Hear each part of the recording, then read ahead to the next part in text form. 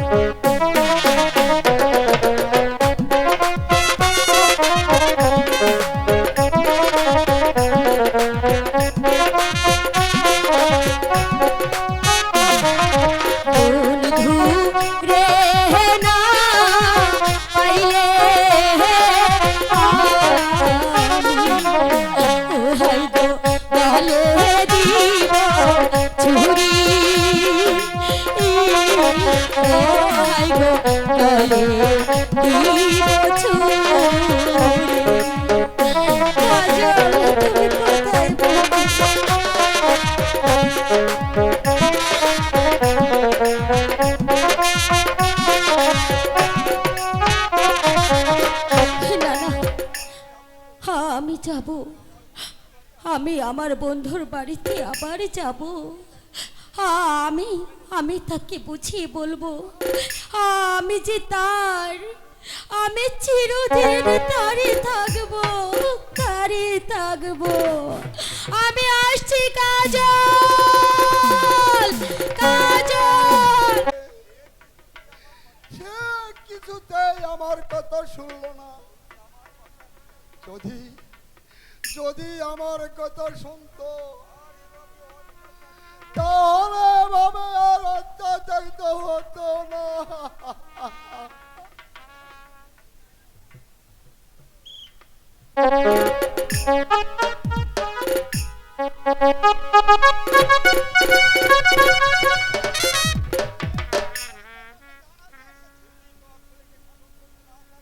যদি তোর ছেলেকে শাসন করতে না পারি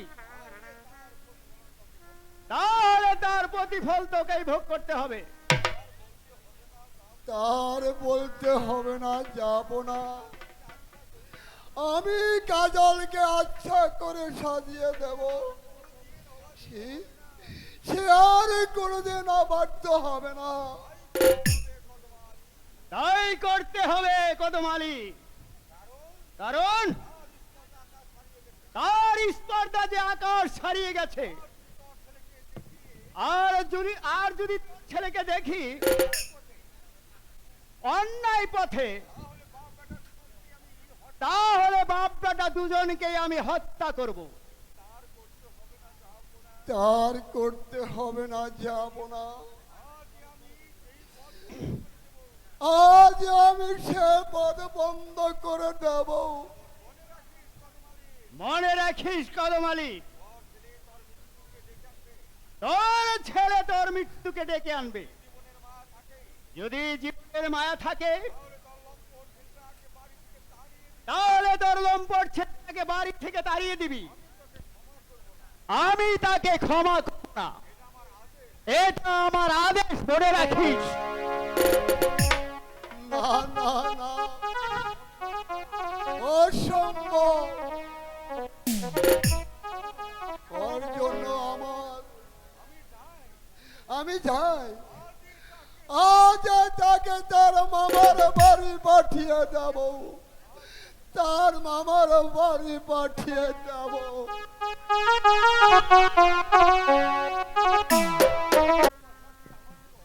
কাউকে ভালোবাসা কি আমাদের অপরাধ খোদা?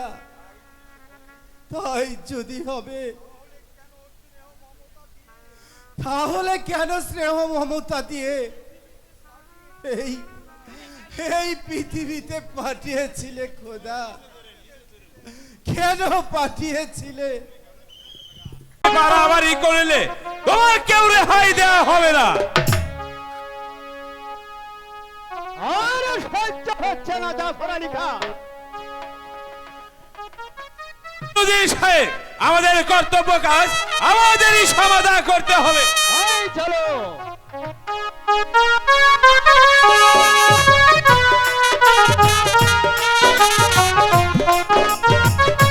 হাই খোদা, এই লিখেছিলে তুমি আমার কপালে,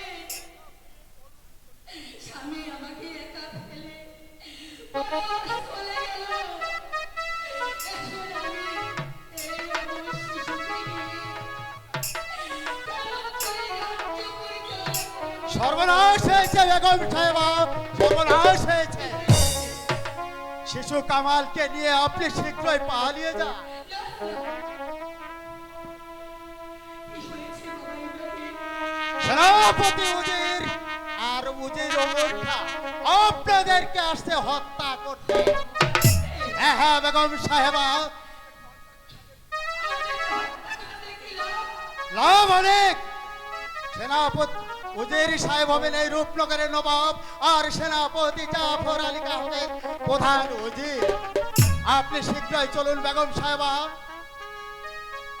আপনারা শীঘ্রই এক্ষুনি চলুন, তাহলে হয়তো ওরা এসে পড়বে।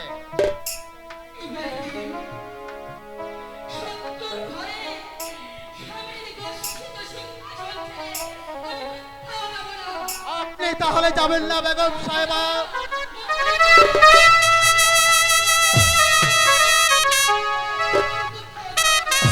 আপনি যে রূপনগরের সে সম্পদটুকু নষ্ট করে দিতে চান, তা কখনো হতে দেব না বেগম সাহেবা।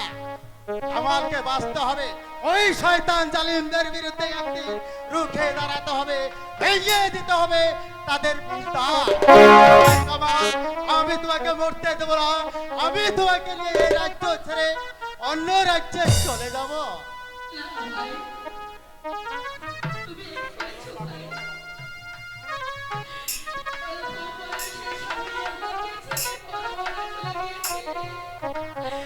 শুধু একমাত্র সম্বল আমার এই শিশু বাচ্চা। ওকে বুকে করে বেঁচে আছে। আমার বুকে ছেড়ে তা কখনো হতে পারে না বেগম সাহেবা। আমি কামালকে মরতে দেব না, আমি কামালকে নিয়ে যাব। এসো ভাই।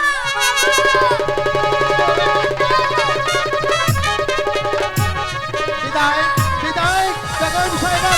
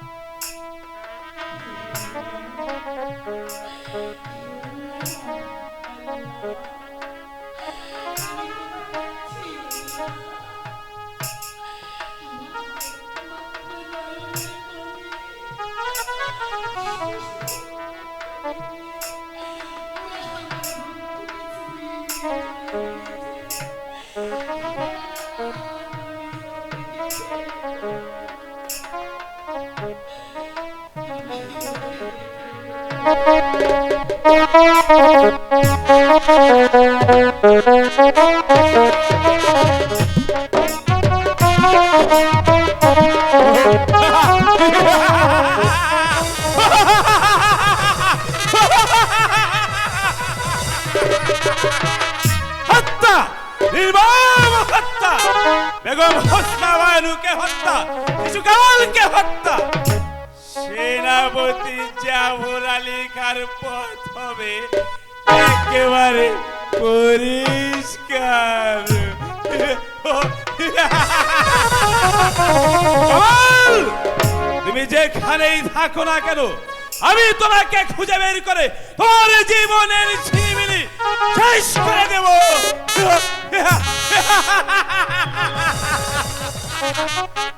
হবে না। তোমার আমার আশা কোনোদিন বাস্তবে পরিণত হবে না। কেন উজির সাহেব? পালিয়ে গেল বলে ইব্রাহিম শিশু কামালকে নিয়ে পালিয়ে গেল। পালিয়ে গেল? আশ্চর্য, আমি যে কিছুই ভাবতে পারছি না। শত শত পাহারা শাখা সত্ত্বেও কেমন করে সেই শয়তান ইব্রাহিম পালিয়ে গেল? আমিও তাই ভাবছি জাফর আলী খাঁ বলে হয়ে গেল। জাফর আলী খাঁ শিশু কামালকে হত্যা করার পূর্বে ইব্রাহিমকে বন্দী করা আমাদের উচিত ছিল। উজির সাহেব, এ ব্যাপারে আপনি কোনো চিন্তা করবেন না। আমি যেমন করেই হোক সেই বেঈমান দুটিকে খুঁজে বের করে আপনার সম্মুখে করব নির্মমভাবে হত্যা। তাই করা হবে। জাফর আলী খাঁ তাই করতে হবে। যতক্ষণ পর্যন্ত তাদেরকে হত্যা করতে না পারবো ততক্ষণ পর্যন্ত আমার মনে শান্তি নেই, শান্তি নেই। শয়তান ইব্রাহিম, তুমি যেখানেই কামালকে নিয়ে পালিয়ে থাকো না কেন তোমাকে আমি খুঁজে বের করে নির্মমভাবে করব হত্যা।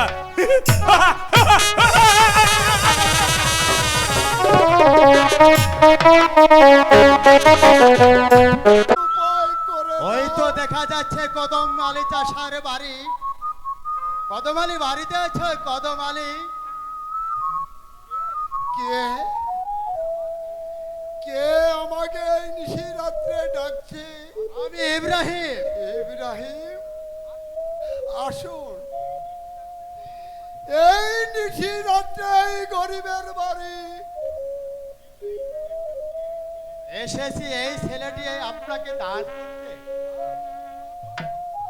তাকে তুমি মানুষের মতো মানুষ করে গড়ে তুলবে। এই ছেলে তোমারই চিরদিনই থাকবে। আপনি আপনি আমাকে ছেলে দান করবেন, এই যে আমার সৌভাগ্য। ভাই, এই ছেলেটি আজ থেকে তোমার ছেলের পরিচয়ে মানুষ করবে।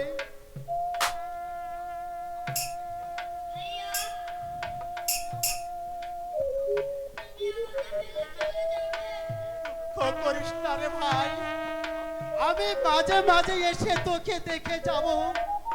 ওই আজ থেকে ওনাকে তুই বাবা বলে ডাকিস। তুমি যা ভাই, যা।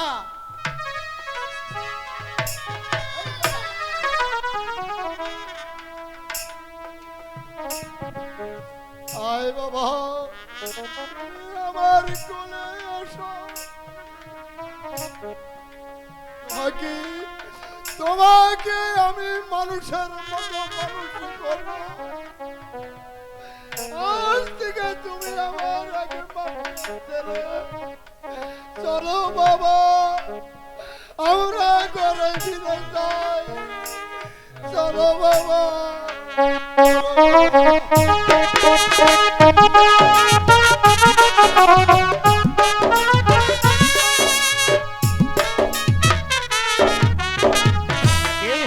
কি হয়ে গেল জাফর আলী খাঁ?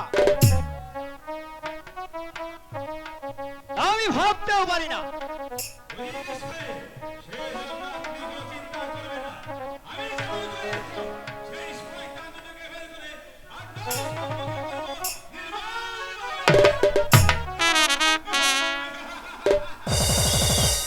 তার পারবেন না জাফর আলী খাঁ।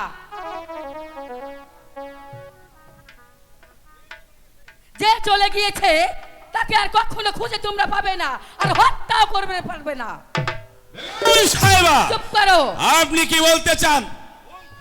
বলতে নয়, আপনাদের দুজনের কাজের প্রতিদান কথা বলতে চাই। তার অর্থ?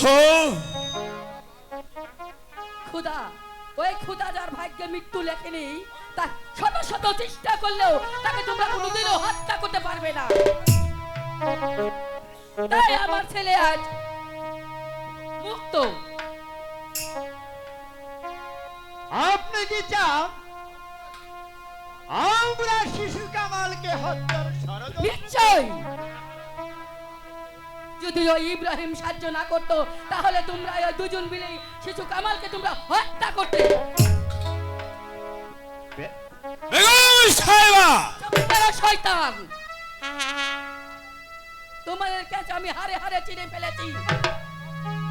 আমি ভাবতে পারছি না তোমরাই ছিলে আমার বেতনভুক্ত কর্মচারী, আমার খেয়ে আমার পরে আর আমার সাথে কোন নিমুখ হারামি শয়তানের বাচ্চা।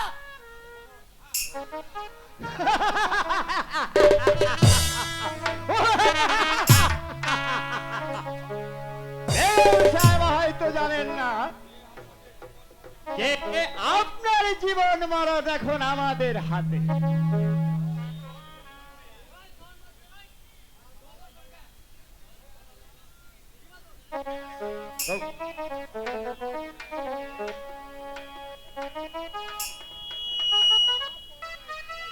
নবম মহলে সবাইকে আমরা অর্থের বিনিময়ে কিনে ফেলেছি। যদি আপনার ভাগ্যকে শূন্য করতে চান তাহলে আমাদের অনুগত ভাবে এই প্রাসাদে থাকতে হবে, তা না হলে আপনার স্থান হবে অন্ধকার কারাকক্ষে।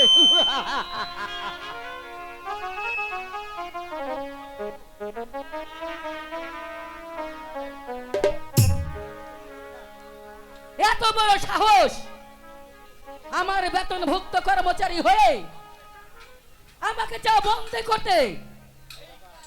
এই কে আসিস?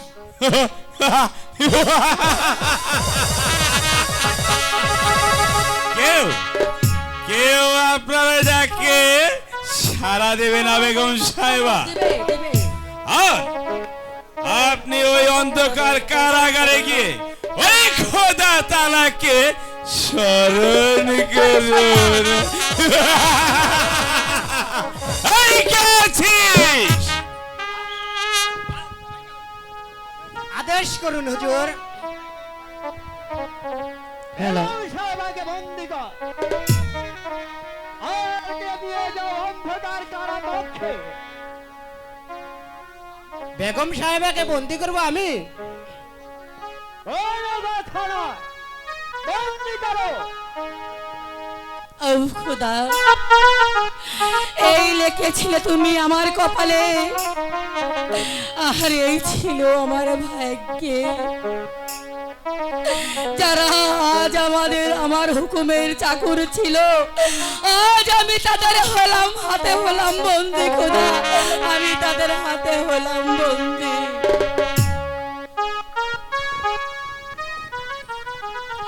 তুমি এই নিমুখ হারামদের শাস্তি দিও খোদা, শাস্তি দিও। শাস্তি?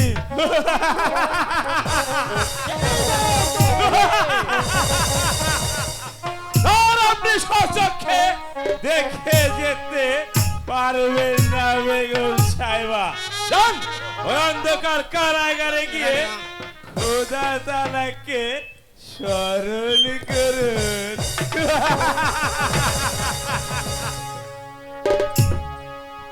এবার চলুন জাফর আলী খান। তাই চলুন উজির সাহেব, আমাদের কর্তব্য কাজ আমাদেরই করতে হবে।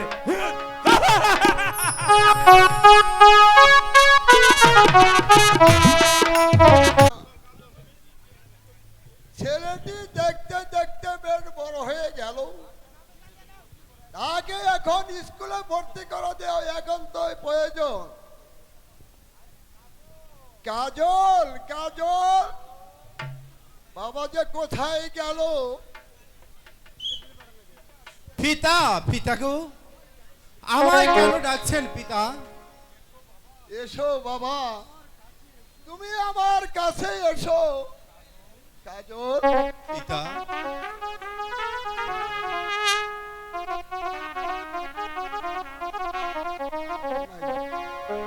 আমার ইচ্ছা হচ্ছে তোমাকে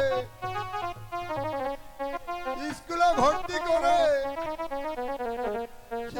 শিক্ষিত করে মানুষের মতো মানুষ করে তুলবো। তুমি কি বলো বাবা? পিতা, আমার যে মন চাই লেখাপড়া শিখতে, তুমি চলো বাবা।